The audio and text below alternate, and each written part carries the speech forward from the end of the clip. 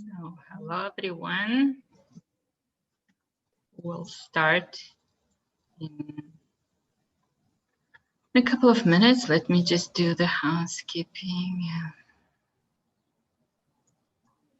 So, do the last minute invitations to everyone.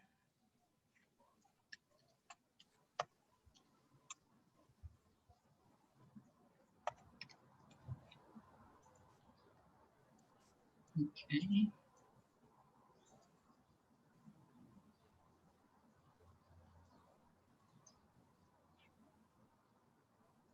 Okay, let's start then.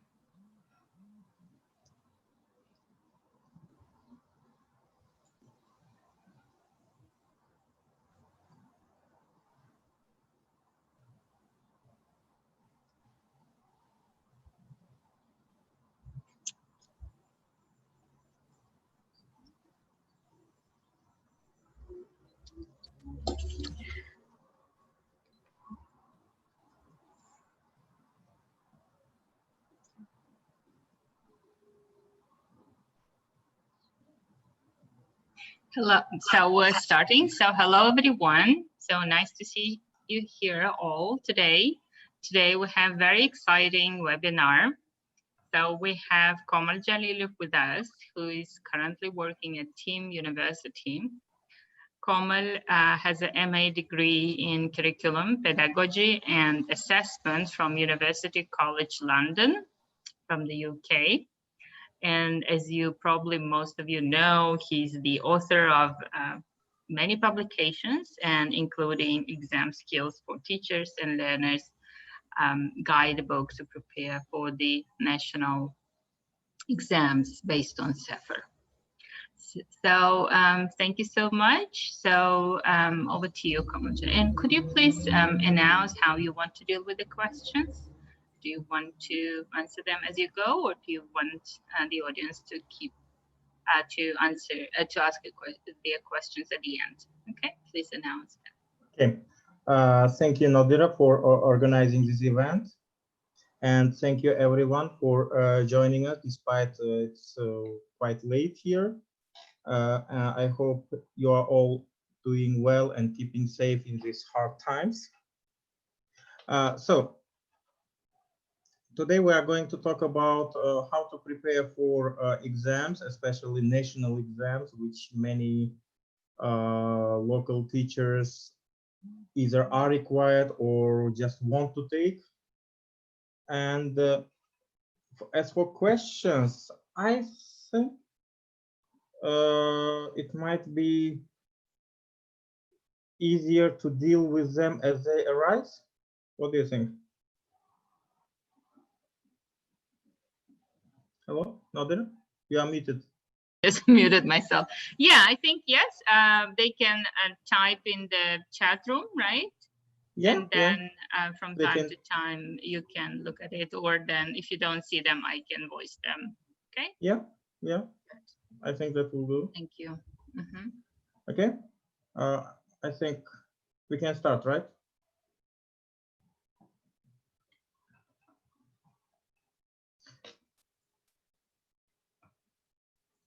Just a moment.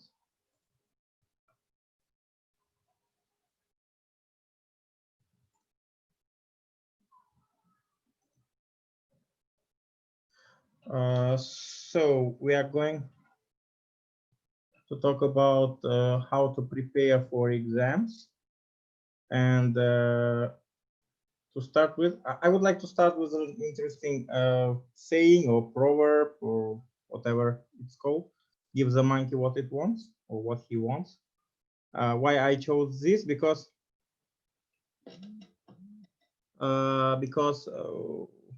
you know, in any exam, the examiners expect something from you, and you should give them what they expect from you, which means that you have to know the assessment criteria for this exam, you have to know the format of this exam, so you have to be familiar with the exam. This is one of the parts of exam success, so that's why I chose this quotation, give the monkey what he wants. So you should give the examiners or examiners what they are expecting from you. Yeah, can I just chip in here? Yeah, I always tell my students, yeah, when I prepare them for IELTS or any other exams, yeah, I say, like, you know, imagine the teacher is asking, you know, to sing and clap your hands, right? But then in the exam, if you kind of don't clap your hands, but you may sing beautifully, then you will get lower score anyway, right? Because you didn't clap, right? Mm-hmm. So because the teacher asked you to do both, right? So yeah, you have to do what the assessment requires you to do, right? Right. So first of all, let's start with a common misconception. Many teachers or users or people call it a CFR exam, which is not correct, because you know that CFR is not an exam. It refers to Common European Framework of References for Languages, which is a huge document prepared by European Council, and it's like standards that describe every level of mastering a foreign language, whether it's English, Russian, whatever language, from starting with A1 and finishing with C2 levels. So it's standards, it's not an exam. And officially, the system that is run by State Testing Center is called National System of Assessment of Foreign Languages, or National System of Foreign Language Assessment. But many teachers and users call it CFR, which is not correct. So, and you know that there are two types of exams that they run. One is called language proficiency exam. When you apply, you choose what level you want to try yourself on, like B2, B1, or C1. For example, last year B1 was the most popular level, because if someone had a B1 certificate, this granted them the highest score in local university exams, highest score in English. But since they changed the requirements and started requiring B2 level for the same kind of for the same action, the popularity of the exam decreased a lot. Many people, because it's not easy for students who graduated right from school or college to take a B2 level exam. So one is language proficiency exam, after which, if you pass this exam, they issue a certificate. And another one is called salary bonus exam. If you pass it, you are given a spravka, malomot noma, and using this spravka, you can get a 15% or 30% salary rise for 3 years.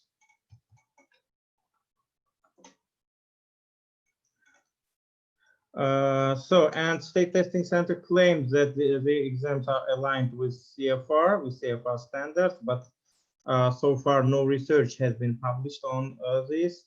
There have been no, for example, comparisons with IELTS or other exams, so we don't know to what extent this claim is true. And this is a comparison of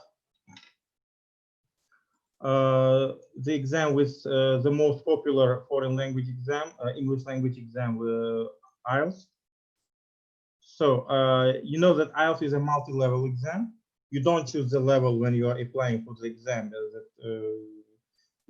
After the exam, it will be clear what level you are, depending on your band score, overall band score.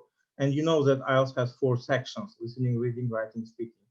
In testing centers exam, you have to choose the level if you are applying for a language proficiency exam, or if you are applying for salary bonus exam, you are given the level depending on where you work, whether you work at school, college, or lyceum, or whether you work at a higher educational institution. So, and it has 5 sections. With listening, reading, writing, and speaking, which is traditional for many, common for many language exams. they have a lexical grammar competence section, vocabulary grammar section. In IELTS, as you know, there are both selected response and open-ended questions where you have to write the answer yourself. In testing centers exam, all questions in these sections are selected response only, like multiple choice questions. In IELTS, you know that listening is played only once. In testing centers exam, if you are applying for B2 level, listening is played twice. In C1 level, listening is played once only. In IELTS, you know that the text that you will be given will be mostly academic and non-fiction. The IELTS doesn't use fiction. In testing centers exams, you can see also fiction. There can be extracts from stories, novels, or from fictional literature. In IELTS, you are expected to produce a formal writing. You know that in task 1, you write a description of a chart or graph or some kind of data analysis. And in second, for task 2, you will be asked to write an essay. In testing centers exam, you can be asked to write an informal or formal letter. Also, you will be asked to write an essay like in IELTS task 2. And if you are applying for C1 level, you will be also asked to write a summary of a text. In speaking, also you can be given some situations unlike IELTS. What would you do in this situation? Things like that. And as for recognition, you know that IELTS is recognized globally. As for testing centers exam, it's recognized only for local universities. If you are applying for a local university, it gives you the highest score for the English part of the exam. And if you are a teacher, and if you have the C1 level certificate, or if you have the salary bonus spravka, you will be given 15 or 30% salary rise for 3 years. So, and let's have a look at what you are expected to do in different parts of the exam. First, let's start with reading. So in reading, you can be given, as I said, a fictional text. You can be also given a newspaper or website article. You can be given a journal article, a scientific text, or you can be given an extract from scientific publications like dissertation or monographs or things like that. This is in C1 level.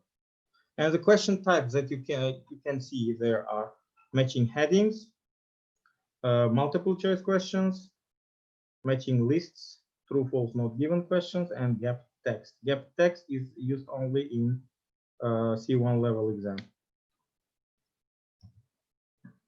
And in reading, you have to use skimming, scanning, and intensive reading strategies. When I worked in testing center and we conducted this exam in different parts of Uzbekistan, I saw that some teachers would try to read and translate in their mind every word of the text, which is not a wise strategy because you will just have not enough time to do that. You will miss many questions in this way. So please don't do that. Just skim the text for general understanding, scan the text for specific information, and do intensive reading only for some parts of the text when you need to get the answer to the question. And adjust your strategies to the types of text and questions. Different questions require different reading strategies. For example, if it's matching heading questions, skimming would be enough because for heading you need just general idea. You don't need details. Can everybody see this text? Can everybody read? Could you please take some time to skim these three paragraphs and get the main idea?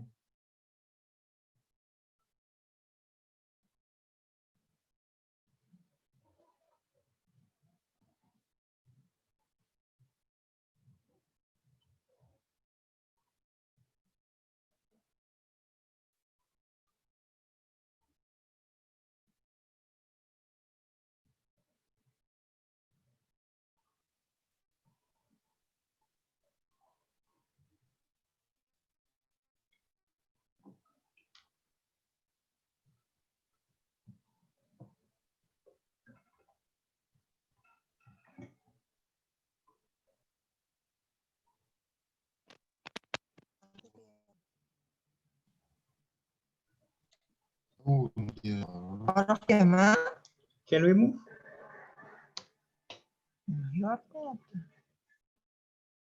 So, if you have skimmed these paragraphs, now try to match the paragraph with the headings given here. So as you see, there are 3 paragraphs and 4 headings.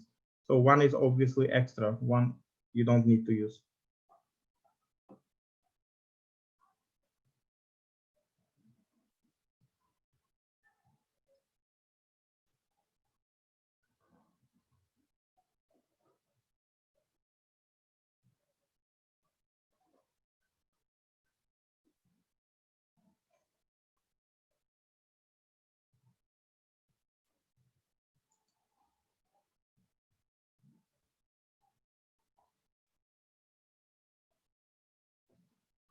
Okay, what do you think is the correct answer for the first heading?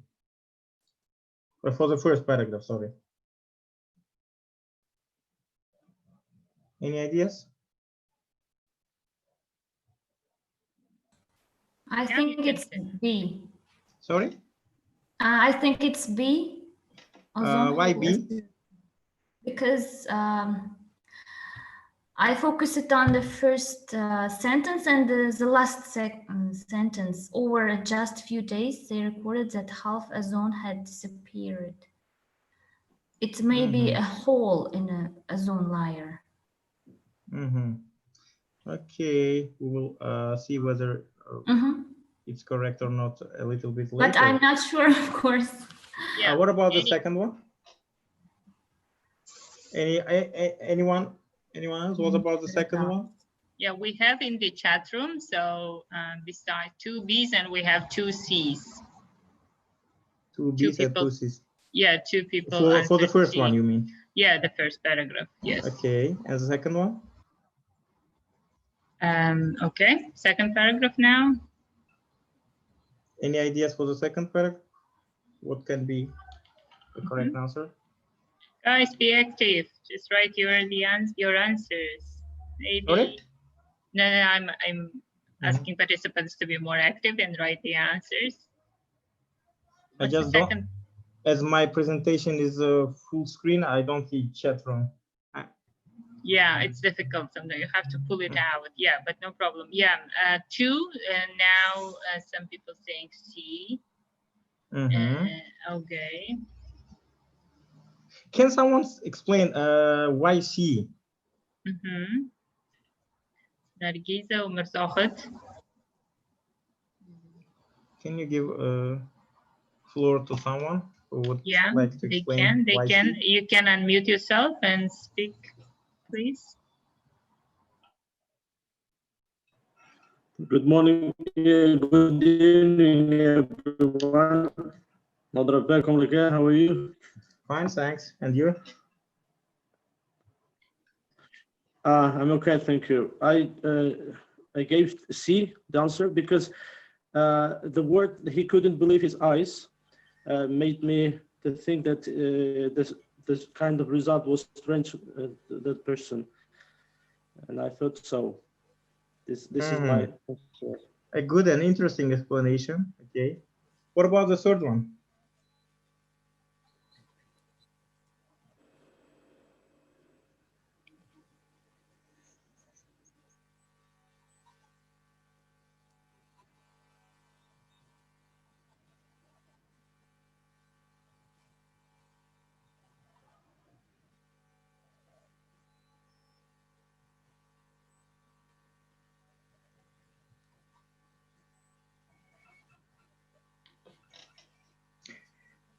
Okay, let me now show you the correct answers and explain why these answers are correct.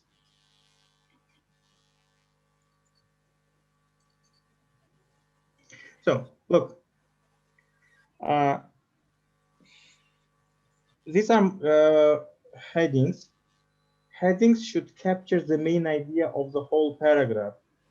So the tips that many teachers keep in mind that you should concentrate on the first and the last sentences sometimes doesn't work. Anyway, you have to skim the whole passage. But yeah, the first and the last sentences can be important in some paragraphs, but not always. And when you are skimming the whole paragraph, please pay attention to keywords and to how idea is developed. So if we look at the first paragraph, so here we have the Dr. Farman, a scientist who measured and then his instruments seemed to go wild. Half of over only in a few days, half of the ozone layer had disappeared. So you see, seemed to go wild, had disappeared, which is impossible, which seems impossible. So it's, for the first one,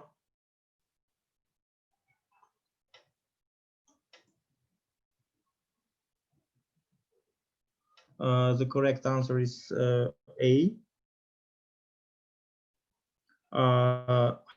Over just a few days, they recorded how half of the ozone layer had disappeared.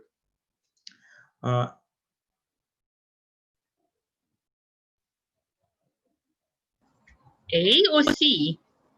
The first. Oh. Sorry, it's C. The first one. There is a, yeah, there is a mistake here. Yeah. Okay,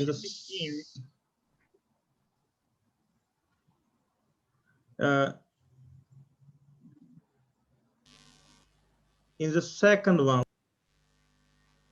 so ozone hole was a certainty. It's B. It's B. Yeah, I don't know why I have put the. Maybe it was automatic. Sometimes it changes. Probably. Yeah. Okay. Yeah. Yeah, but the color coding is correct, right? So you can just match it. Yeah. Ozone layer has the ability to stop rays. It acts like a pair of sunglasses. It's vital, important to life. So you see, it talks about what ozone layer does. So the correct answer should be the functions of the ozone layer. So when you are doing such kind of tasks, the first thing you need to do is to skim. Try to understand the main idea. When you are skimming, so I would suggest even before you start skimming, first look at the headings. Skim the headings first and identify the keywords in each heading. Like each heading will have a keyword. So identify or even underline this word. For example, like here, certainty, here, strange is a keyword. Here, function is a keyword. So identify these keywords and then skim the first paragraph, identify the main idea and the keyword in this paragraph. And look for paraphrases. Remember that in a well-written text, the main idea is always paraphrased. You will not use the same words. Authors, the test creators will use different words. So you skim the first paragraph, you identify main idea and the keywords, and then you find the correct heading for the first paragraph and move on until you cover all the paragraphs. And remember that some of the headings will be extra. You will not need to use all of them. So remember, a heading may have identical words as paragraph, but this does not mean that this is the correct answer. Some words will lead to the wrong answers because the authors will paraphrase the ideas. And do not waste your time to trying to understand everything. You don't need to understand everything. You just need to get the main idea. Sometimes some may look similar. In this case, pay attention to the words that make them different. So for example, if two headings look like similar, very close to each other, pay attention to words that make them different. And sometimes knowing how a paragraph is organized may help you to find the correct heading. Like there are different types of, there are different patterns how a paragraph can be organized. For example, cause effect paragraphs or like problem solution paragraphs or contrast paragraphs. So if you know how the paragraph is organized, this also can help you to find the correct heading, because sometimes the organization of the paragraph is reflected in its heading. So this is kind of tips for heading questions, matching heading questions. Can we move on?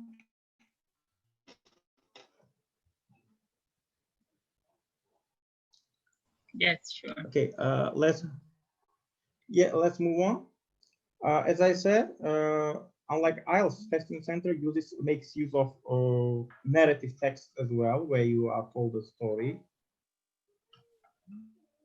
and usually you are given multiple choice questions based on that. So just read this paragraph, and then we'll try doing multiple choice questions.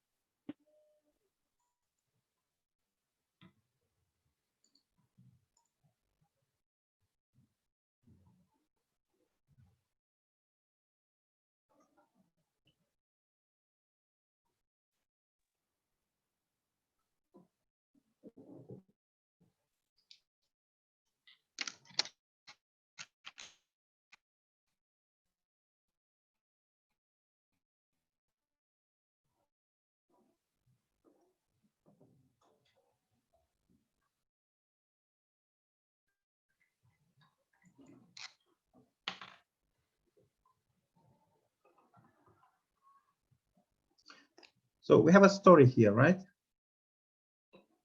What kind of story do we have here? What is happening in this story?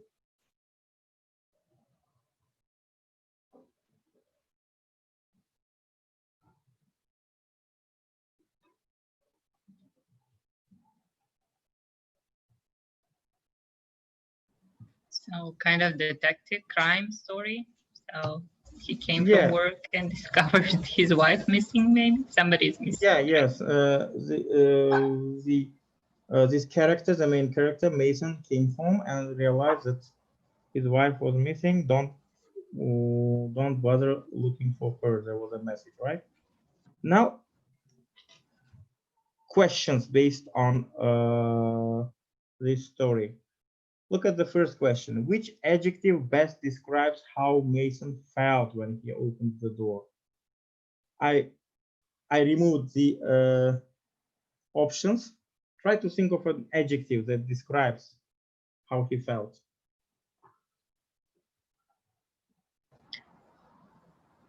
We should come up with the adjective ourselves, or the adjective should be from the text?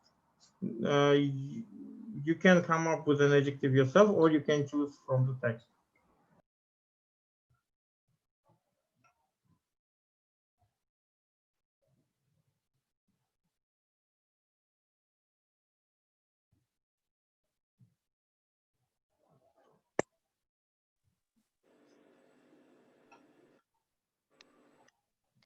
How he felt when he opened the door. Что-то не то. А что не то? Микрофона.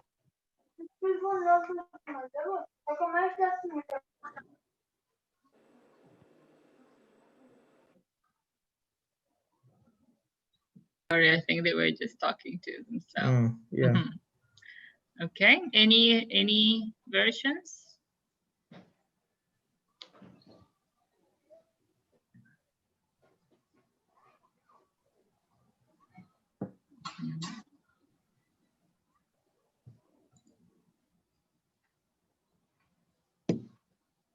No versions? Tired. People giving yes. So tired, wrong, tired, suspicious. Tired, suspicious, okay. And in the second part, we have a letter, yeah? In the second paragraph, we have a letter Mhm. which says, "Don't bother looking for her." So the letter was, obviously, we need again an adjective to complete the sentence, right? So now these are the questions with the options. Which adjective best describes how Mason felt when he opened the door? Shocked, exhausted, cautious, annoyed. What do you think is the correct answer? Exhausted. Exhausted. I think. Exhausted. Because of Yes. tired, yeah? Yes. Okay. Anything else?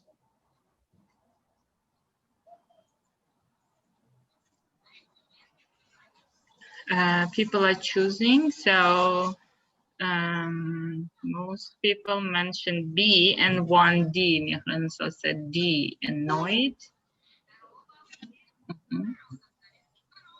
Pay attention to the question, how he felt when he opened the door. When he opened the door.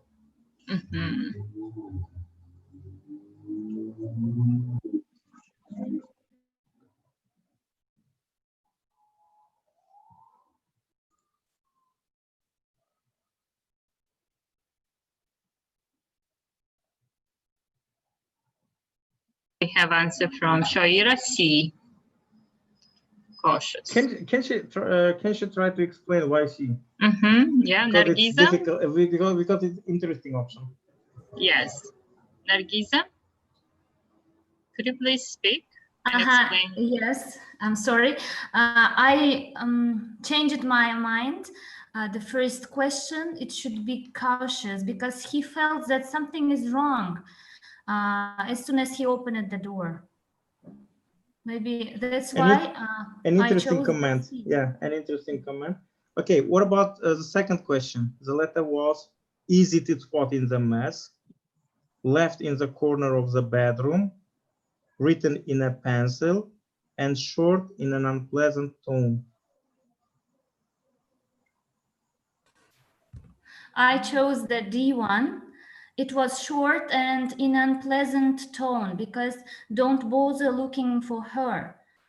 The message, pay attention, the sentence, the passage, message was stark and simple. That's why I suppose that it was quite short and an unpleasant tone.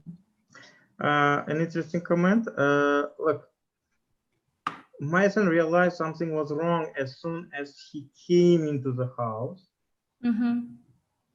He felt unknown and danger. Yeah, something was wrong. Unknown, danger, keywords. The same idea is repeated, just using different words. Something was wrong, unknown, danger. And when he opened the door, look, the question said when he opened the door, he was tired before coming home. Yeah, because he was tired at work. Shaking of the tiredness that came at the end of the long day. So he was tired at work. He forced himself to be extra alert again. Yeah, alert, unknown, danger, something was wrong. So the correct answer is cautious. He was cautious. And if we look at the second question, yeah, it was short in an unpleasant tone because stark, simple. And if we analyze the other options, like easy to spot, it was not like neatly folded. Look, it was a wonder he saw it amongst all other stuff there, so it was not easy to spot, right? It was a wonder that he saw it. Left in the corner of the bedroom. It was not in the corner of the bedroom. It was in the corner of a table. It was on the table in the corner. So it was not in the bedroom. Don't bother looking for her. Written in a pencil. He opened it in the with a pencil, but we don't know whether it was written in a pencil or in a pen or in something else. So you see, if you don't know, if you are not sure, try analyzing the other options and try to match these options with the text. People who write tests do not create options out of nowhere. It comes from the information in the text, but somehow the information from the text is changed so that this option becomes the incorrect one.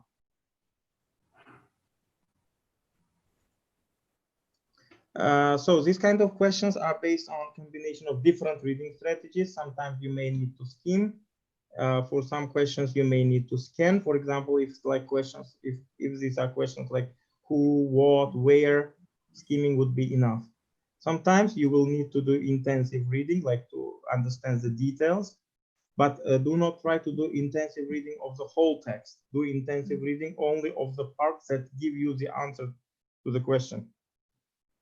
And if it's narrative, if it's story, try to visualize, try to make picture in your mind what's happening. It will help you to understand. So what I suggest here from my experience, first read the question without reading the options. Find the relevant passage in the text, find the passage that gives the answer to this question. Read the passage, think of the answer yourself, and then find the answer that matches your answer, the answer that you saw. Why I suggest not reading the options first, because you know some people when they read options, they somehow will be inclined to one of the options, and even if these options, well, they don't know whether this option is correct or not, but and even if this option is incorrect, they tend to kind of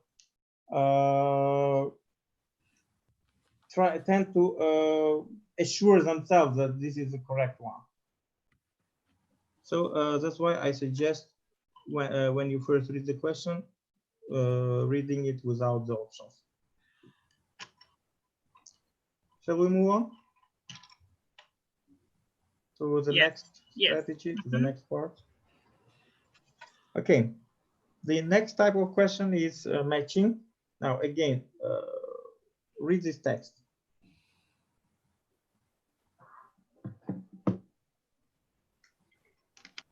As a term for his middle ground, he calls it phenomenal consciousness.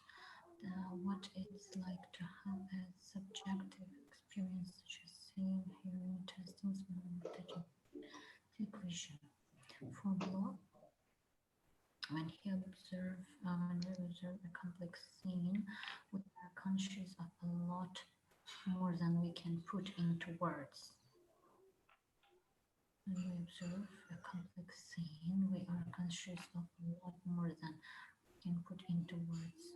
Of course, subjective experience is a slippery fish to study, but Bloch points. This text is taken from a scientific journal called Science, and it was used in one of the real exams. Yeah, sorry. You can find, by the way, you can find this journal in the internet. I think some copies, and I would advise reading it when you have time. So, matching questions. We have people. So in this part, so obviously the text is much longer. In the part that I chose here, we have two people, Ned Block and Zohar Bronfman. And we have, so here are what they said or what they did. And your task is to match these experts with what they did or what they said. Question number one, we are able to recall the details that we did not mean to concentrate on. Who said that? Ned Block or Zohar Bronfman?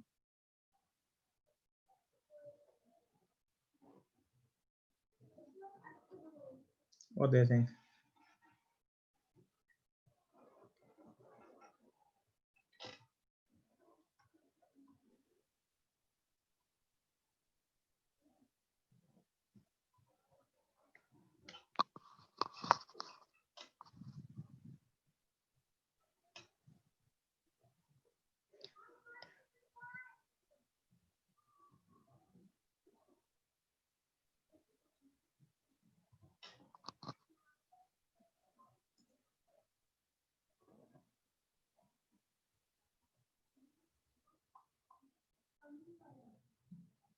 Some people are saying it's net block.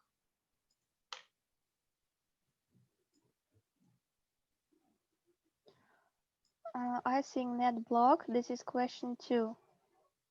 Why net block?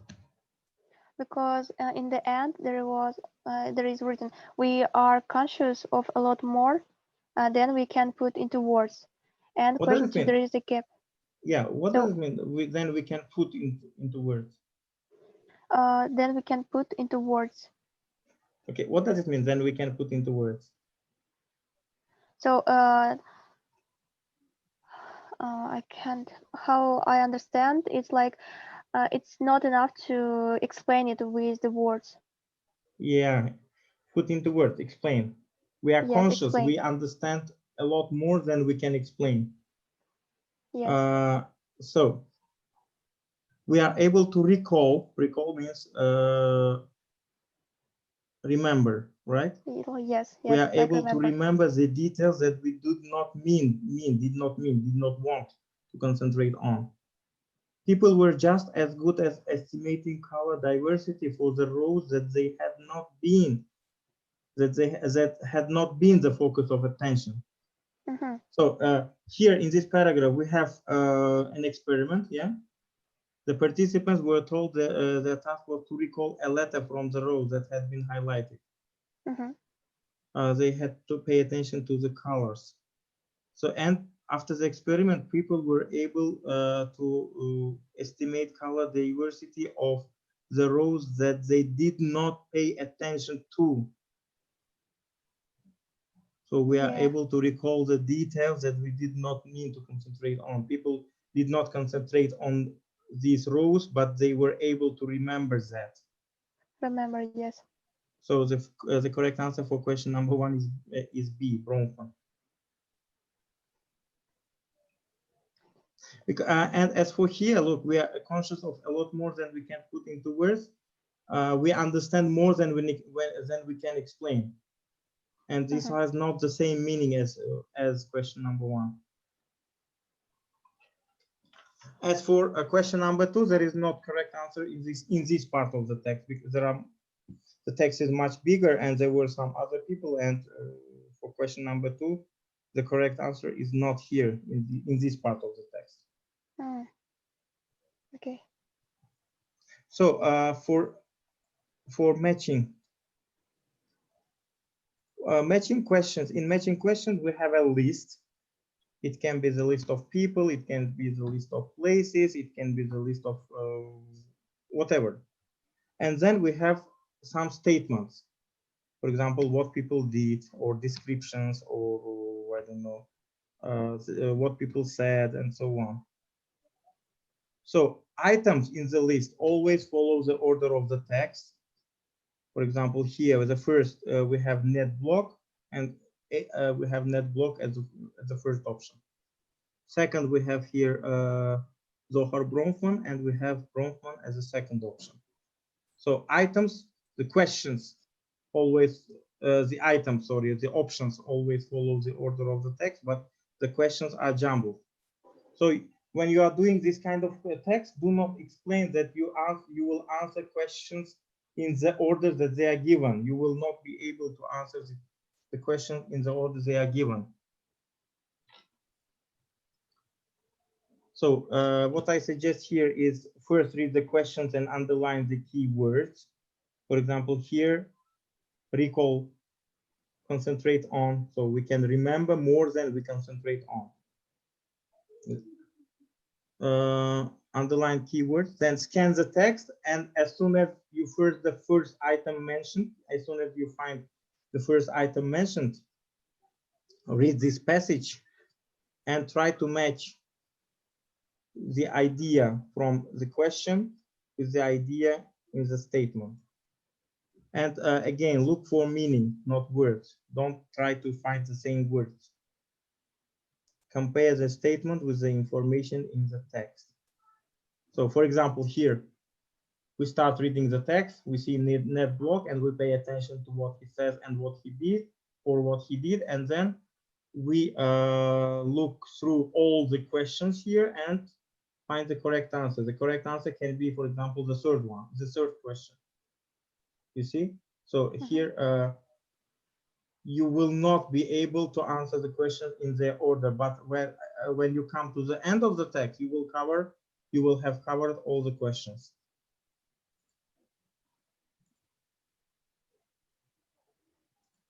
The next type of questions, which from my experience is one of the most difficult types of questions for our students or for our test takers, is true, false, not given, or sometimes in testing centers exams, they are called true, false, no information questions. So look at this text, read the text.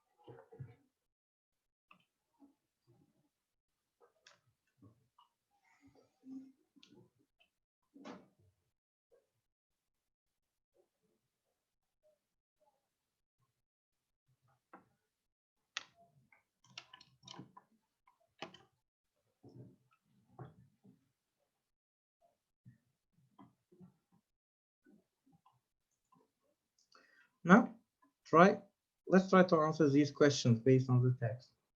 The first question, Macbeth was the last Shakespearean tragedy translated by Shakespeare. What do you think? Is this true or false, or there is no such information in the text?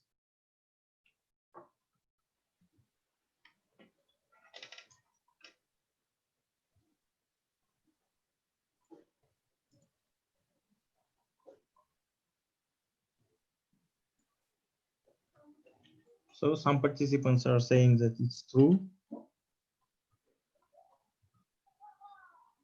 I think the first is true. Why? Because there is a written like in 1951, sorry, with Macbeth. So it's ending. Ending with Macbeth in 1951. Okay. Question number 2. Pasternak's work on Shakespeare translation coincided with the beginning of Stalin's Great Terror.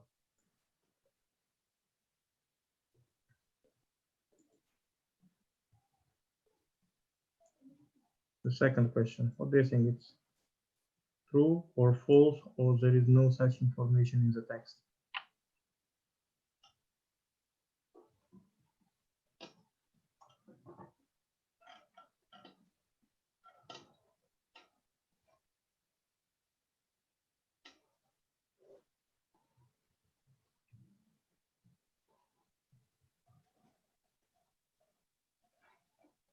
So I think this is also true. A1, because Pasternak. Yes, Pasternak began translating Shakespeare in the late 1930s, the apogee of the period known as the Stalin's Great Terror. Yes. The second one true. Second one also true. What about the third one? Literary circles were the least affected by Stalin's repressions. Literary circles. What does mean, literary circles?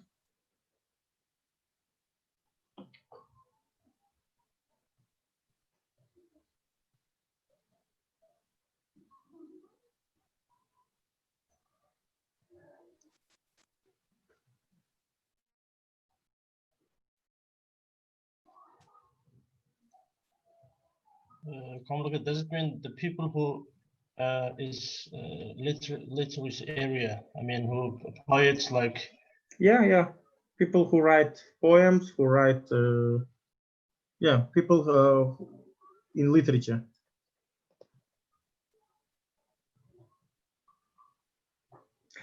Actually, this is an example of a text used in C1 exam.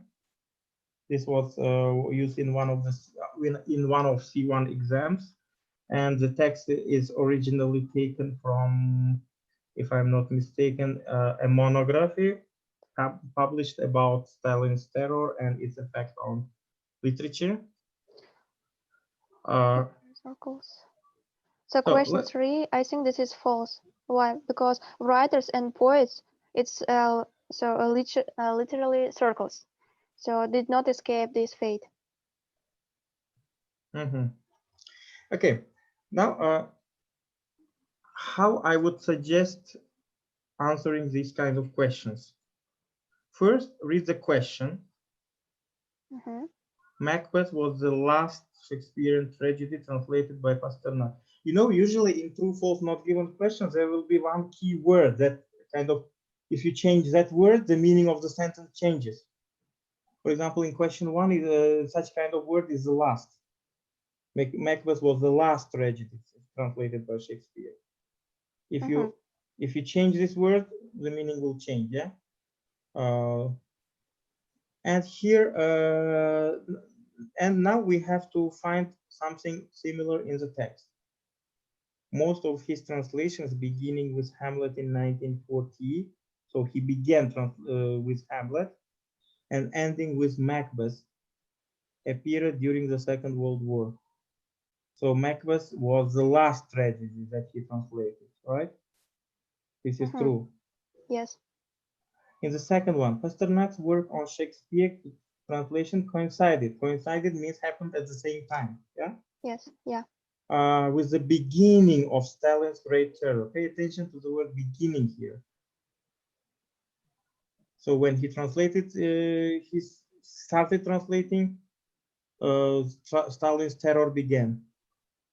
Pasternak began translating Shakespeare in the late 1930s, the apogee of the period known as Stalin's Great Terror. Here, the key word is this one, and you need to know the meaning of this word. It looks similar to the word that we use in Russian, apogee. What does it mean?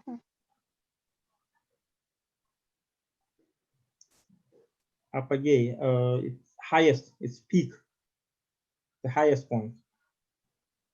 So it's not the beginning, it's the highest point.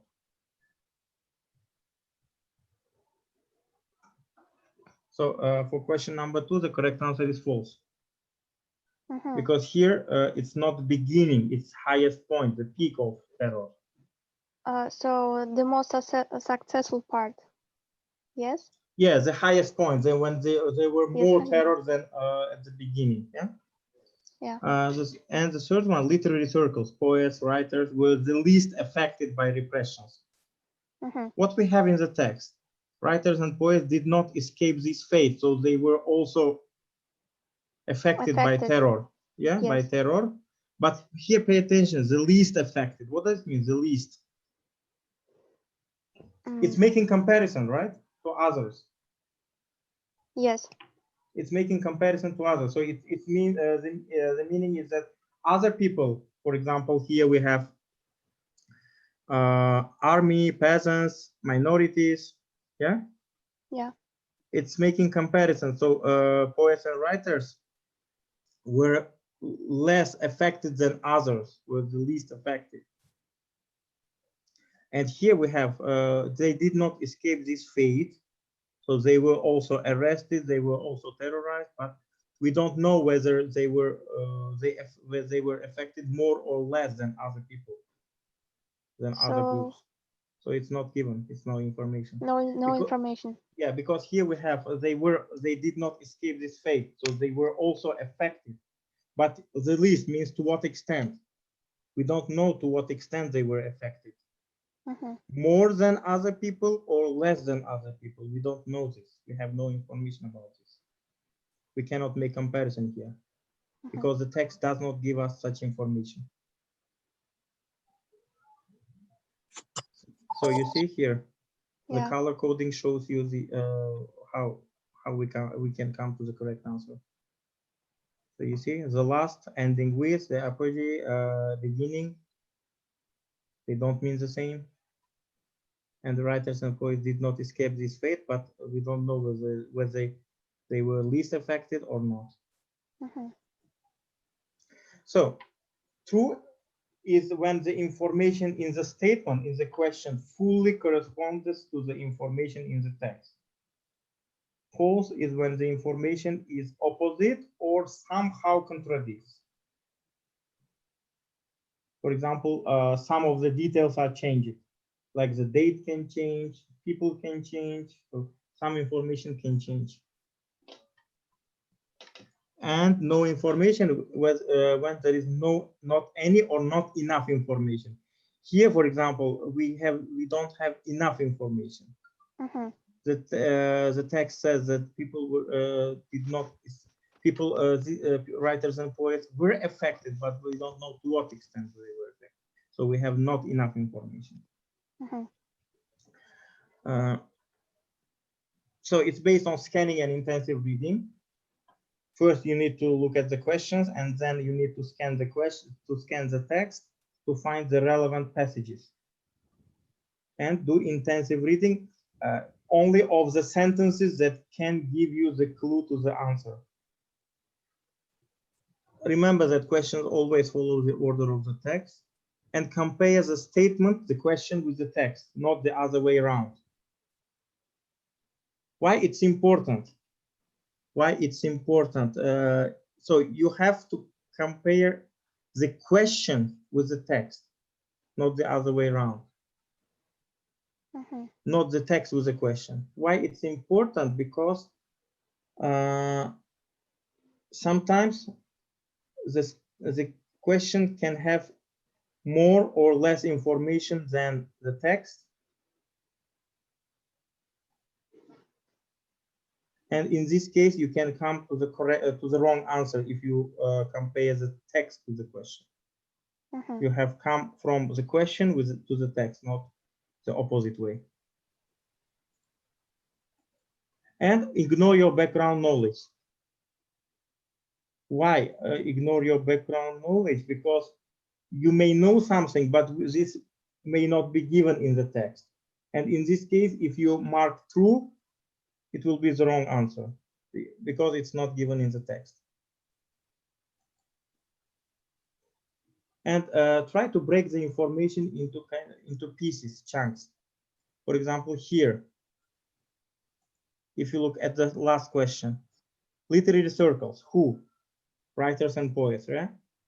Were affected by terror. And they were least affected. So we have who, people, writers and poets. What happened to them? They were affected by terror. And to what extent they were affected by terror. So we have three pieces of information: who, what happened, and to what extent. And now if we compare this to what is given in the text, writers and poets, who, what happened to them? They did not escape this fate, so they were also affected by terror. So we have who and we have what happened, but we don't have to what extent. Yeah, we don't have the third piece of information. We don't have to what extent. So you try to break this statement, this question, into pieces and compare each piece with the text. If some piece changes, then it's wrong. If some piece is missing, then it's not given. If all pieces correspond, then it's true.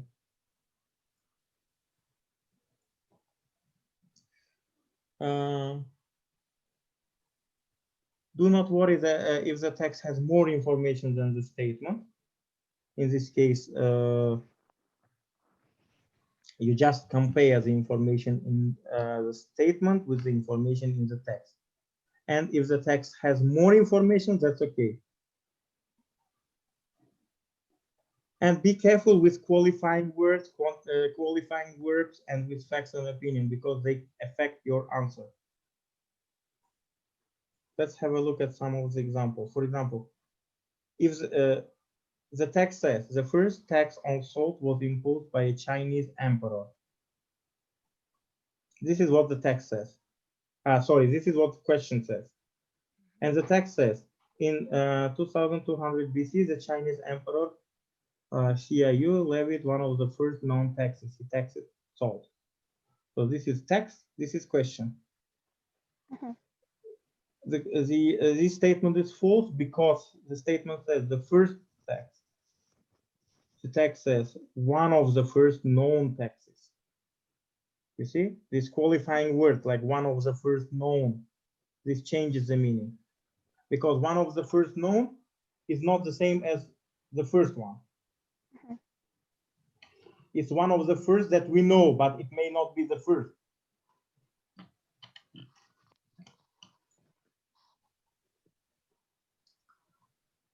Or look, words like almost, nearly, completely, they also change the meaning. For example, schemes for the expansion of Uffizi exhibition space stretch back almost 60 years. Plans, schemes, increase, expansion, exhibition space, go back, stretch back. 60 years, almost 60 years. You see, it's false because of almost. Almost. Because 60 years and almost 60 years are not the same. Almost 60 years may mean 59 years, 58 years. Not exactly, yes. Yeah. Or the second one, the target date for completion of the project is 2006. The target date when they want to finish. The Uffizi scheme will definitely be finished by 2006. You see, definitely, surely. Definitely, yes. This also makes false because this sentence doesn't say that it will definitely be finished. It says they want it to be finished. And be careful with facts and opinions. For example, the text says Rosen, a psychologist at California State University, argues that over-reliance on technology can cause psychological problems. Rosen has demonstrated a connection between overuse of technology and certain psychological conditions. Has demonstrated, argues. Here it's facts, here it's opinion. And later in the text we have, I struggle to find any causal link. So she had not demonstrated connection. So these are the things that can change the meaning. And when you compare the questions with the text, you should pay attention to these.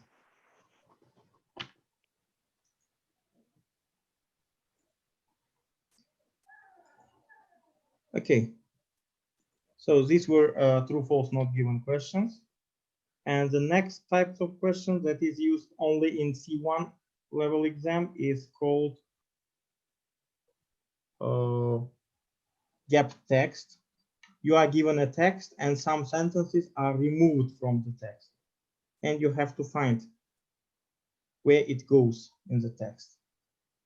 And the text is usually scientific one.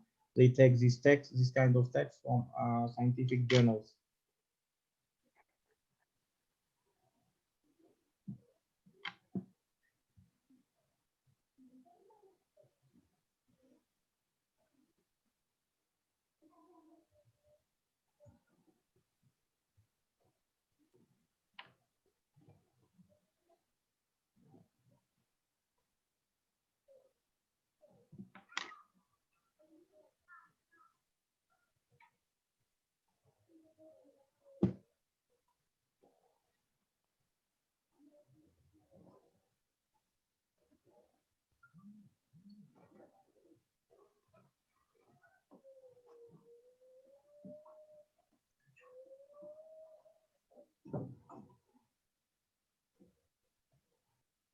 So you see here we have a gap in the second paragraph of the text.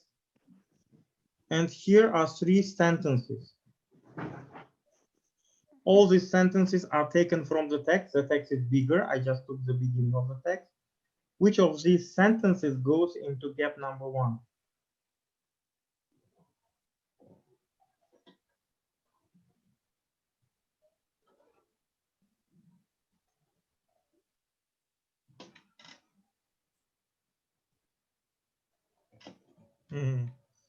Sorry.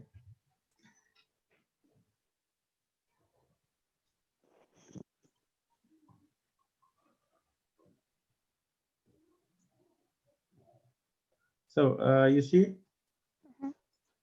the correct answer is A. Why? Because he has a bold idea. Bold idea. There are even more exotic configurations of ordinary matter just waiting to be discovered. So his idea is that there are materia, materia. So there is more matter that needs to be discovered. His proposal, idea, audacious, bold, to find traces, discover, of this matter. He even argues that, so the correct answer here is A. C obviously is not correct answer because here we have they. If we put it here, then it would be unclear what they refers to. Because when we use pronouns, they should refer to something, right? Some word in the previous part of the text. And if we put C here, we wouldn't know what the word they refers to because here we don't have anything in plural. And if we choose B, he proposed in 1930, you see? He has a bold idea, present tense. He argues, present tense. Why would we use past tense here? There is no kind of logic in using past tense here and then continuing with the present tense.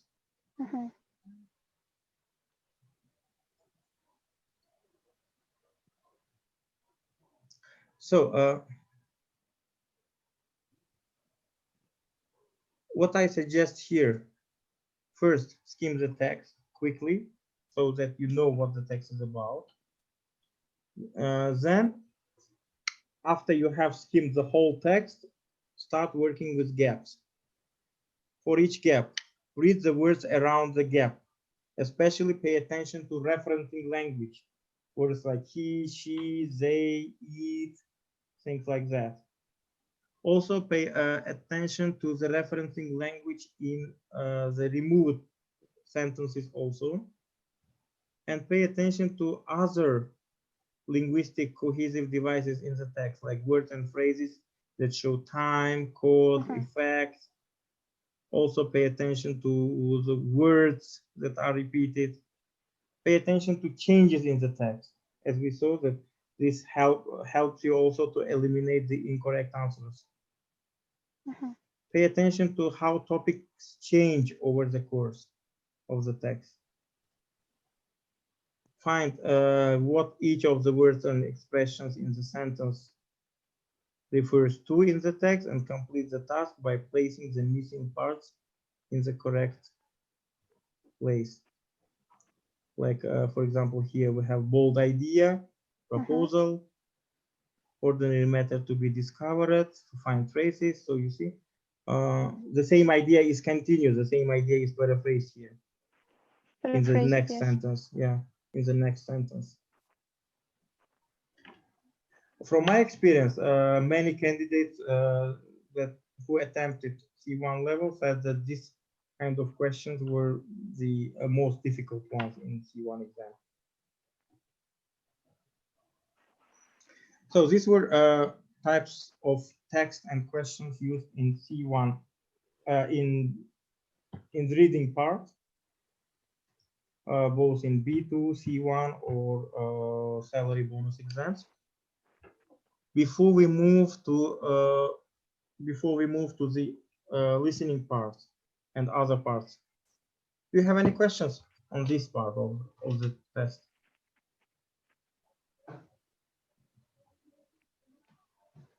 If you have questions, we can discuss your questions and then move to the other part.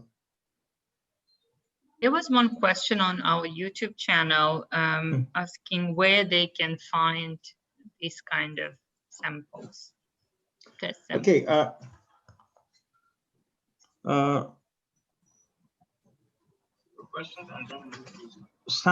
You can find samples in the official website of the testing center.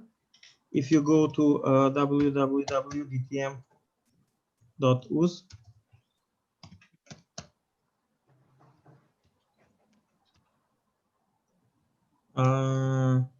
and if you go here, foreign language department. No, we cannot see your screen. We see your PowerPoint. You have to stop sharing and share your screen. Okay, sorry.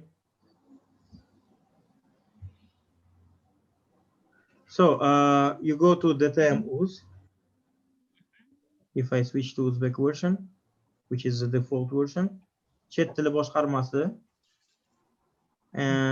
Here we have Milli certificate. You go here and test namunalari. So here we have one sample for English B1 exam, B2 exam, and C1 exam. But unfortunately, we have only one sample here. If you want more samples, I don't know whether I'm allowed to advertise here or not. Sure. You're more than welcome. Well, you can go to Kitapxon.uz, which sells electronic books. Oh, oops, it's not opening. Why? I don't know why.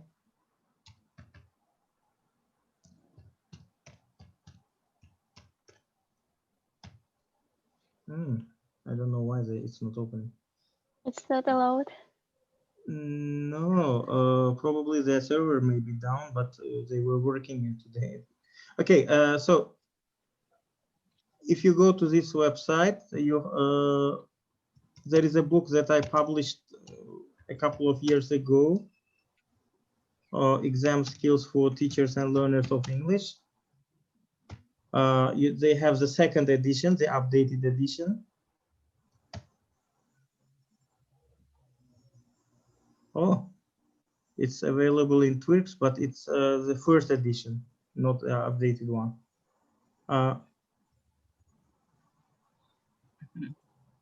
Here. So you go to Kitapxon.com, and here is the book. But please send the link to. Okay. In the chat box, thank you.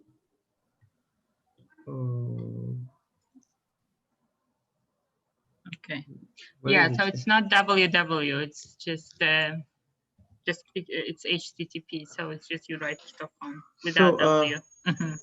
So this is the book. It's PDF, but for security reasons, you cannot download the book. You can only buy and read it in your tablet or in your computer or in your mobile phone. But you cannot download it or you cannot print it out. The kind of restriction. And there is also practice test book for this. This one is a course book which has explanations. It has exercises and answers to these exercises. This one has only tests. It's a collection of tests.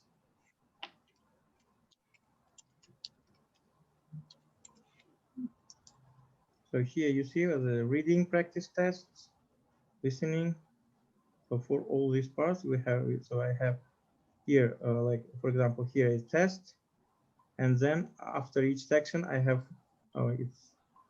it's not given here. I have, I just opened the demo version of the book, so a few pages are put a kind of demo version so that you can see what's inside. But when you pay, you can get the whole book, and later you will find the answers to this practice test and the explanations why these answers are correct ones.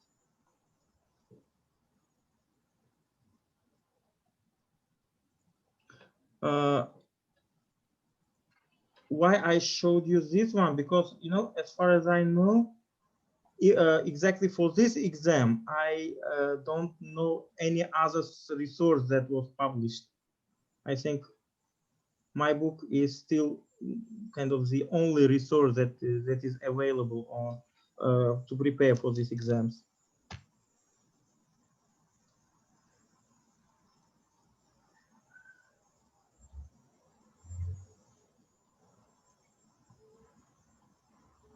Any other questions?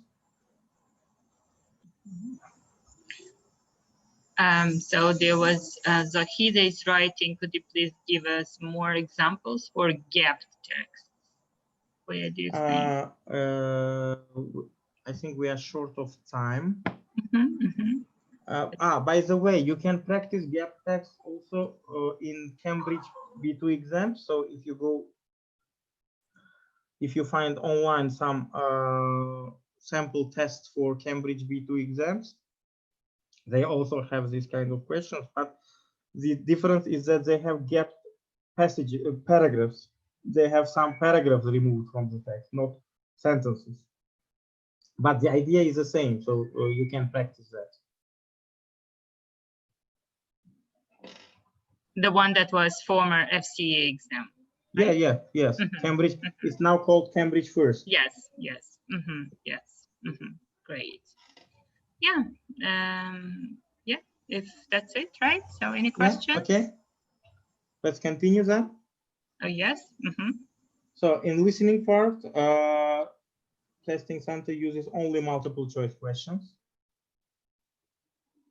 and they can use short dialogues. In short, when you listen to short dialogue, you have just to understand what people are talking about. You have to understand, or you have to understand where the people are, what is the relationship between them, things like that. There can be social conversations, like in IELTS section 1. People are talking in different social situations, like, for example, someone is applying for a job, or someone is looking for a house to rent, or things like that. And you will be asked questions like, for example, what is the price, when did they agree to meet, things like that. Like in IELTS, the only difference is that in IELTS there can be open-ended questions when you have to write the answer yourself, as you hear. Here, all questions are multiple choice. You have to choose the answer. There can be reports, interviews, presentations, lectures, and in C1 exam, there can be audiobooks. You can hear some narrative fiction read out and questions based on that. I'm sorry I didn't bring any examples because it would take time to listen to these pieces and try to analyze them. But some tips. Before you listen, you will be given time to look through the question, so please use this time. I remember from my experience when teachers were just kind of looking around when they were given time to look through the questions. It's a big mistake. You should concentrate on questions, look through the questions, and if possible, if you can, underline the keywords in each question. It will help you to focus on what is asked from you. And you can also try to predict, like, what can be the answer. While listening, you should choose the correct answer. And do not rush. What do I mean by do not rush? Look, people may start talking. For example, two people are negotiating what time to meet. Let's meet at 7. Oh no, I finish my work at 6:30 and it will be difficult for me to get there at by 7. Okay, what about 7:30 then? It's too late. Let's decide on 7:15. If the question is, what time did they decide to meet? The correct answer is 7:15, right? Because they mentioned different times, but at the end they stopped. They decided on 7:15. You see? And if you rush and if you just mark 7 or 7:30 as the correct answer when you start listening to this part of the text, you will be making a mistake. So wait until they finish talking about this question and then choose the correct answer, because while they are discussing, while the people are talking, they may change their minds. And if you are given second listening, then use this to check your answers. So this is kind of general tips for the listening part. Now let's move to lexical grammar competencies. This is how vocabulary and grammar section is officially called. They use multiple choice clause and multiple matching and error identification questions in this part. This is an example of multiple clause. Multiple clause is when you are given a text and you have gaps, and for each gap you have options, and you have to choose the correct option for each of these gaps. So one of the types of questions they use is multiple choice clause. Here the focus is usually vocabulary because words look similar in the meaning, but you have to know the collocations, which words can be used with which words, because we know that in the language some words combine with some words. Usually they are used kind of naturally with some words, so you have to know these collocations, which means that you kind of have to read a lot. For example, if you look at the first gap, a recent issue of a language learning magazine has consulted a number of experts in the second language acquisition, domain, branch, field, area. Field. Field, yes. Yeah, in the field, because this is what comes to your mind naturally. This is what we hear usually, yeah? Or the second one, for those considering a language course. Why considering? Because if we use wondering, it should be wondering about, thinking of, thinking about, looking at. So we would need a preposition here, right? But there is no preposition. The only word. Yeah. Sorry, can you please hide the answers? Actually, we would like to try Okay. Yeah. to find the Okay. answers. Thank you so much.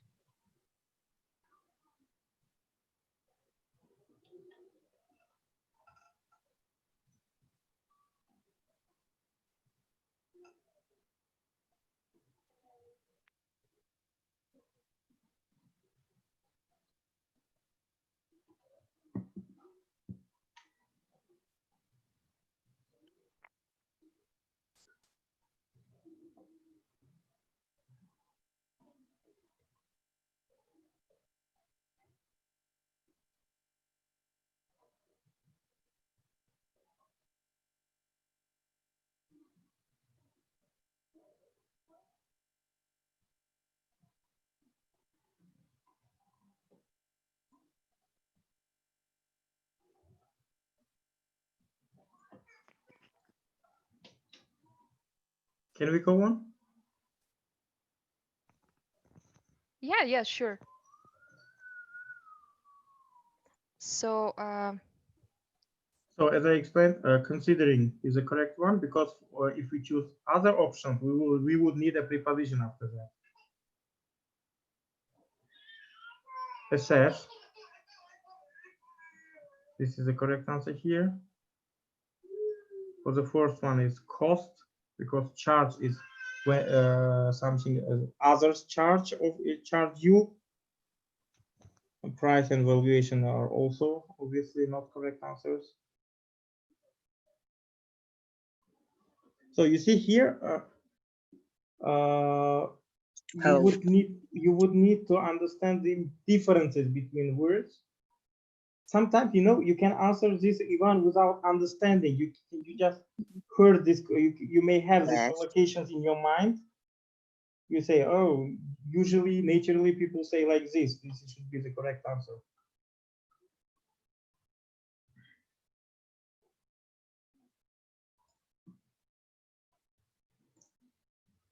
So here, what I suggest to do, skim for general understanding. Anyway, you would need to understand what the text is about to answer the questions. And then after you have skimmed the text, when you start working on the gaps, pay attention to the words before and after gaps. and think of the correct answer even before you look at the option. Sometimes you can say, oh, this word goes here. And then from the options, choose the one which is closest to your idea. And after you have chosen one, read again to make sure if it makes sense. And pay attention to the grammar also. Sometimes it helps. Like, for example, here, as we saw, if we choose A, B, or C, there should be a preposition here.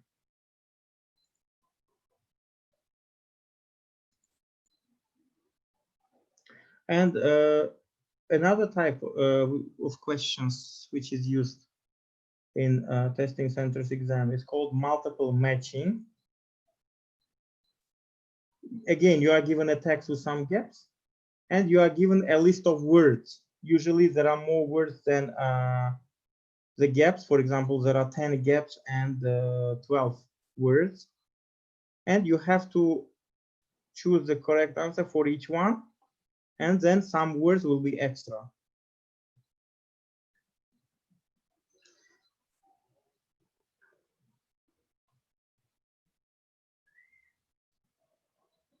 Here you need to pay attention to the grammar as well as the meaning.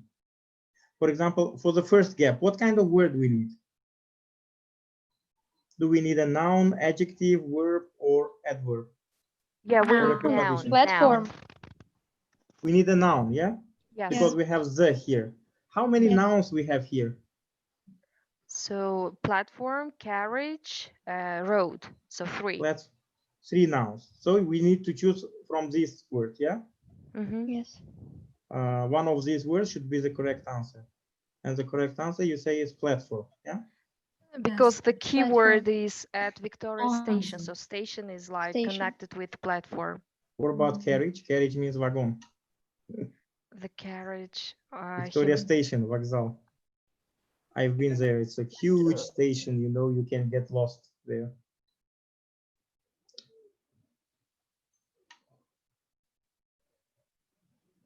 I think a platform is not used with the preposition on, or is it? Mhm. Actually, the correct word is platform here.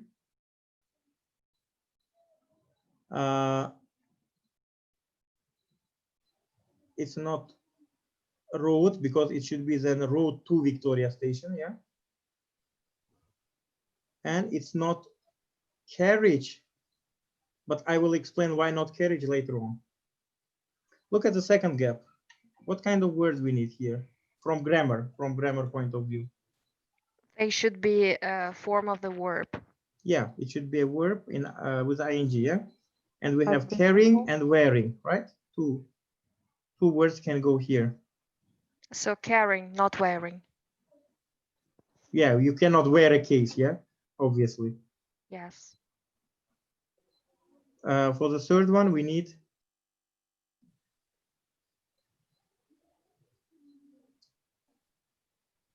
preposition here. yeah, and we have how many At. prepositions? At, So at, to, to, and over. over. A light overcoat. Overcoat. What is overcoat? It's like a clothing item, Yeah, which is usually it's which is usually worn when it's raining, yeah. Yes. Mm-hmm. So I think it's over his Yeah. arm. I'm not Yeah. sure. Over his arm, yeah, because over his arm because как этот tasavvur qiling anaqasini boyagi nimasini kurtkasini qo'liga tashlab olgandi. Yeah, it's like hanging on Yeah, his hanging hand, on over his his hands, over his arm. Yeah, and for the fourth gap we need empty first class. These are adjectives. After adjectives we need a Carriage. noun. Yeah. Yeah, they should be noun, and probably it's a carriage. I Yeah, guess. because first class carriage. Вагон первого класса, birinchi class wagon. That's why carriage doesn't go here, because it goes here.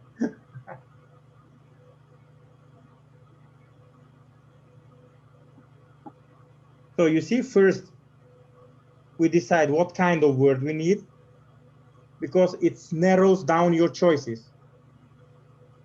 For example, if we need a noun here, obviously you cannot take a, for example, yeah? So it narrows down. We have only 3 nouns and you have to choose from these words. It makes your job easier.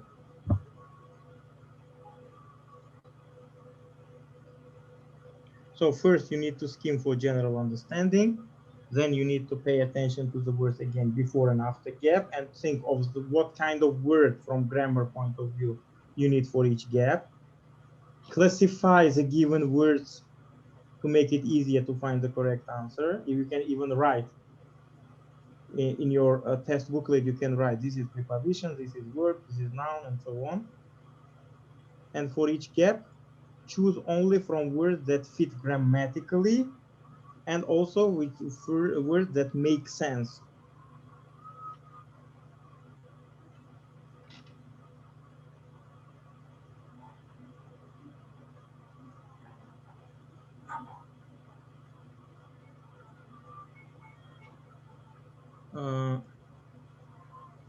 And another type of questions which is used is identifying the error.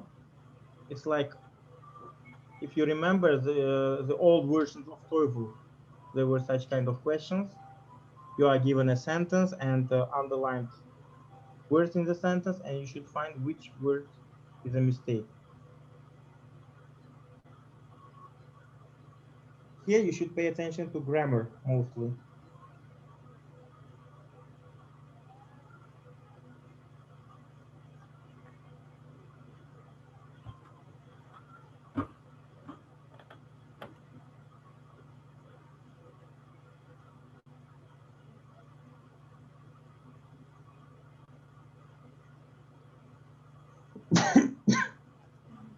For the first one, what do you think is the correct answer?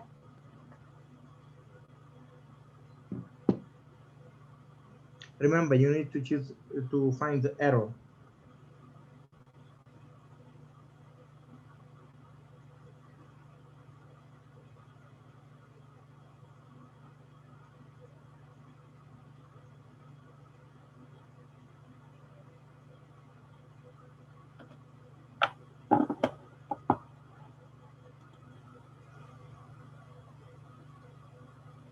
So question for 1, I think week, this is an error. Why? Because it is a week before. Yeah. We need a. Yeah, we need a. If you look other parts, when I met, it's correct. Winner of the series, it's Of correct. the series, yes. So why 3 parts are underlined? Because in some sentences there might be no error. In this case, you will choose D, no mistake. So in the first one, in the first sentence, there is an error and it's A. In the second one,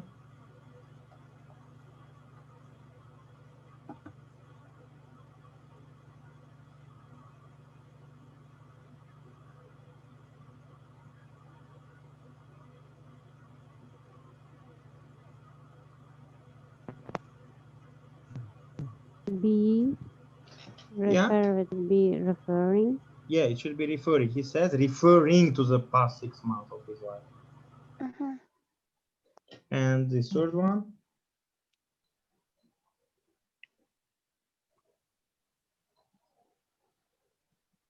Be on the phone. Yeah, we usually say on the phone. Okay? On the phone, right. Yeah. So here, read the whole sentences and try to analyze the sentences, at least in your mind. Where is the subject? Where is the verb? And check each underlined section.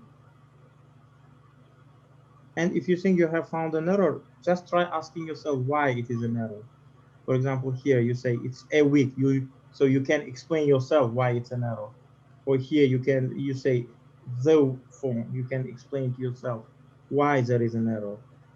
So if you can explain yourself, it usually means that you have found the correct answer. So this is the vocabulary and grammar section of the exam. And in writing part, for B2 and for salary bonus test for school or lyceum or college teachers, you are usually asked to write a letter.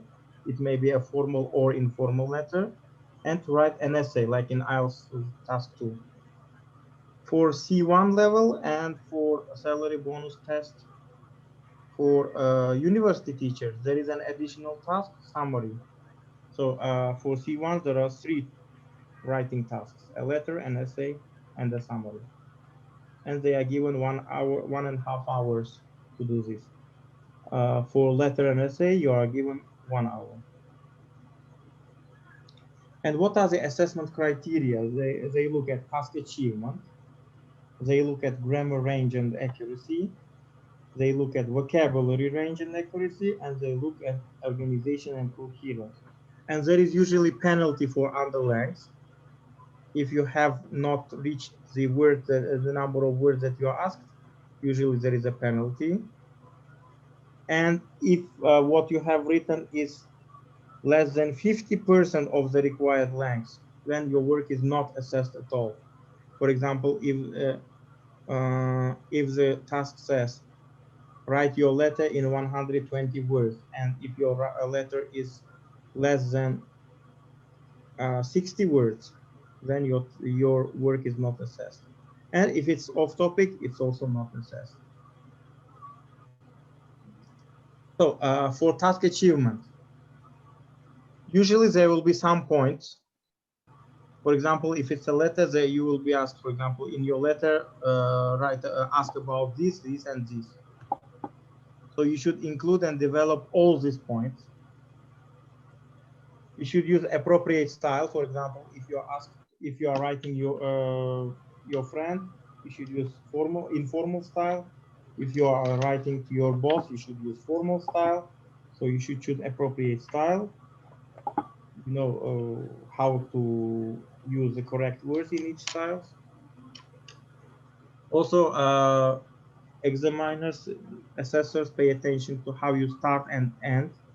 For example, if it's informal, you start with like, dear John. If it's formal, you start with dear Mr. whoever. Also at the ending, like for example, if it's informal, you can finish with love or something like this, missing you. If it's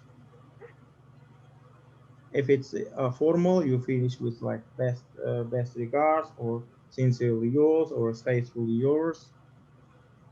And for letters, you should give clear purpose. If it's formal letter, you should give a clear purpose at the beginning. Assessors will usually pay attention to that. For example, dear Mr. Johnson, I'm writing to pay your attention to the problem in our neighborhood, for example. So right after the salutation, you show your purpose, why you are writing this letter.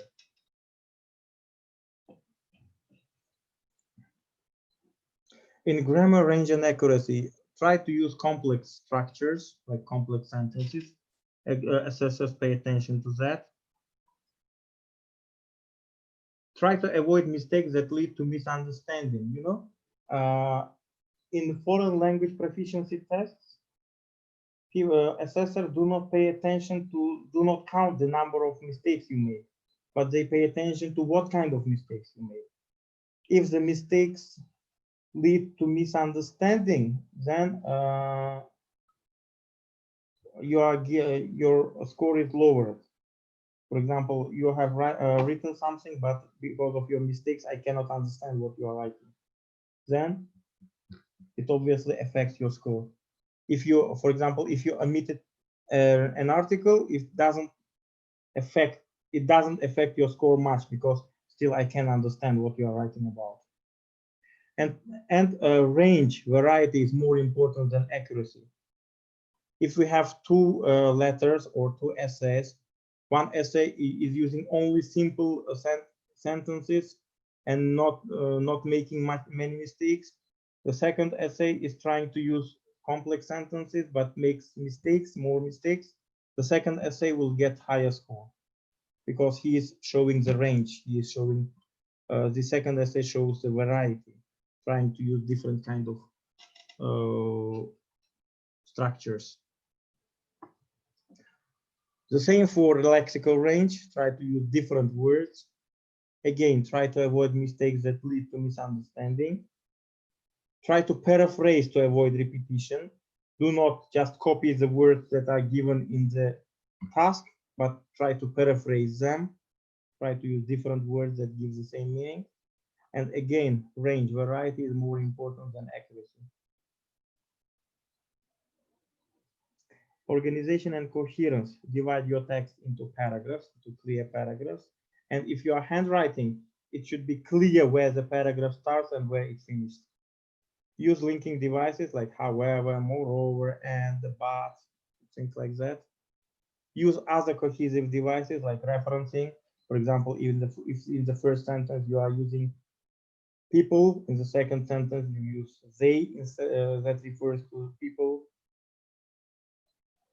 Your ideas should also be logically connected and include only relevant information, because you know some exam takers tend to think that the more I write, the better. No, it's not correct. You should write only the number of words that you are asked. Probably slightly more, but not many more. If you try to write many more, if you try to kind of produce more words than you are asked, you might go off topic, and for off topic you are penalized. That's why include only the necessary information, only the information that you are asked.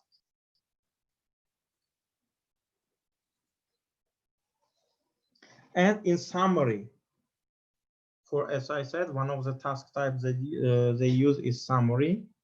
First, read the text quickly. You are given a text and you have to produce the summary. And the summary is usually 1/3 of the original passage. For example, if the original text is 150 words, then your summary should be not more than 50 words. Remember, in summary, you are penalized if you write more than you are asked. In letter and an essay, you are penalized if you write less than you are asked. But in summary, you are penalized if you write more. For example, if they ask you to write summary in 50 words, but if you write a summary in 60 words, you are penalized. So first, read the passage quickly, read the text quickly, get the general meaning.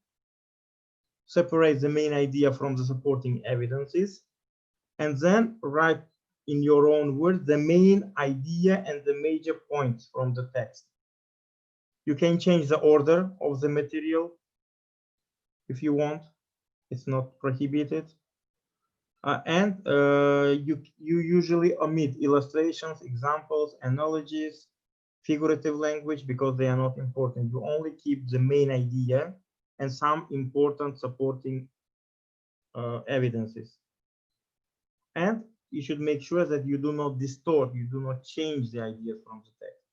And what you produce should be, in terms of vocabulary and grammar, it should be different from what you are given. The idea should be the same, but you should try to use different words and different grammar. And speaking, usually if you kind of pass the previous parts and get to speaking part, you will pass the speaking part because you will have enough competence to do that. Remember that this is not a knowledge test or intelligence test. This is test of English. Even, for example, even if the assessors ask you about football, and even if you don't know anything about football, you should still say something, because the assessors want to hear your English. Use natural spoken English. It's okay in natural speech to use contractions like I'm, not I am, he is, not he is, or to correct oneself. For example, if I'm talking and if I have made a mistake, I can correct you myself. This is okay. Extend your answers. This is important. What does it mean, extend your answers? You say something. For example, you are asked, okay, what kind of place do you come from? Well, I come from a village in Kashkadaria. This is your answer. But it is too short. You should extend it. You should add some additional details related to your answer. For example, you know, it's a mountain village with a beautiful scenery, surrounded with mountains and a lot of rivers and beautiful nature. So you can use examples, you can use descriptions, you can use reasons, explanations, contrast to explain your to extend your answers. Make your answers personal and memorable. You link your answers to your personal experience. In this case, your answers will not sound like a kind of memorized. So it should come from your personal experience. And you can start by repeating or reformulating or commenting on the question. For example, if the assessor asks like, what do you think about, let's say, gender equality? Well, if you want to know my opinion about gender equality, so you can, it gives you some more time to think about what you are going to say. You can also use fillers, like, that's a good question. Okay, let me think about that, you know, or things like that. Also, they make your speech sound natural and allows you a little time to think. As I have already said, if you have made a mistake, and if you can correct it immediately, correct yourself. If you don't understand the question, ask to repeat or explain it. That's okay. You should not be penalized for that. If you are given time to prepare, use this time wisely. Make a note of some key ideas that you want to use in your speech. But if you are, usually you are given like 1 minute time.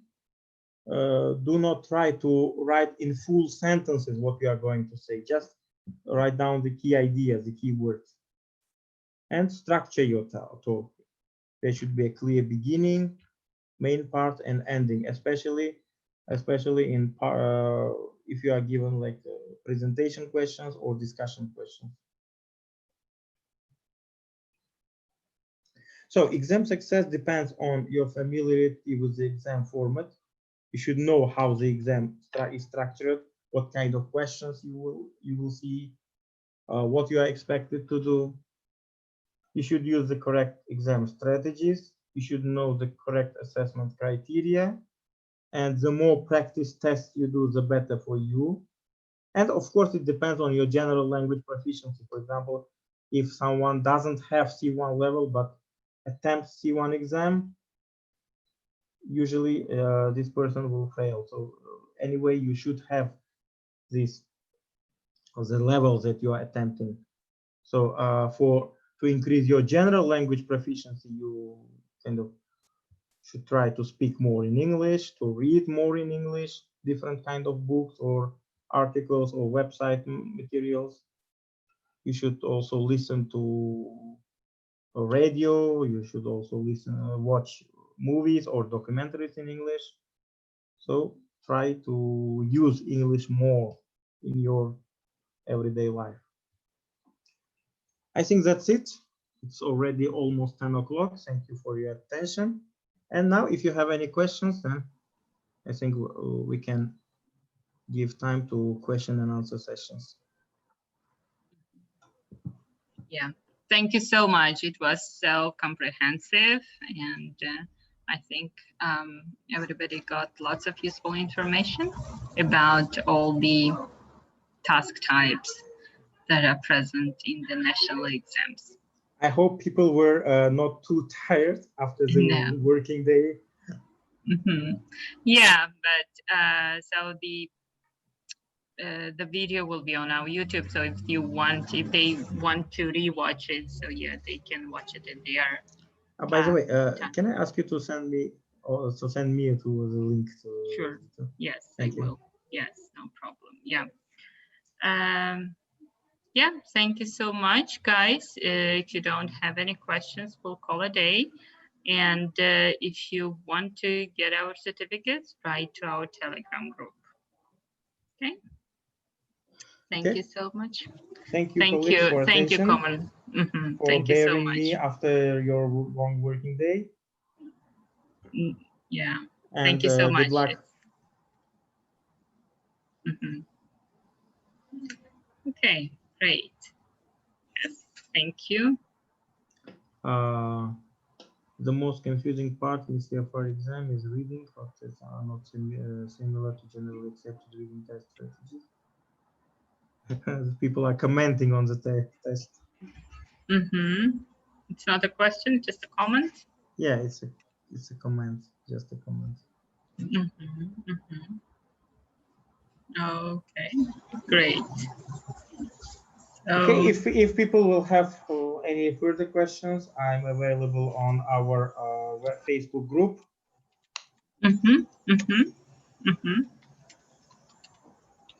Yeah, great. Thank you so much again. Yeah, I think it was useful very much. Thank you so much. Thanks for coming. Okay. Bye. Thank you.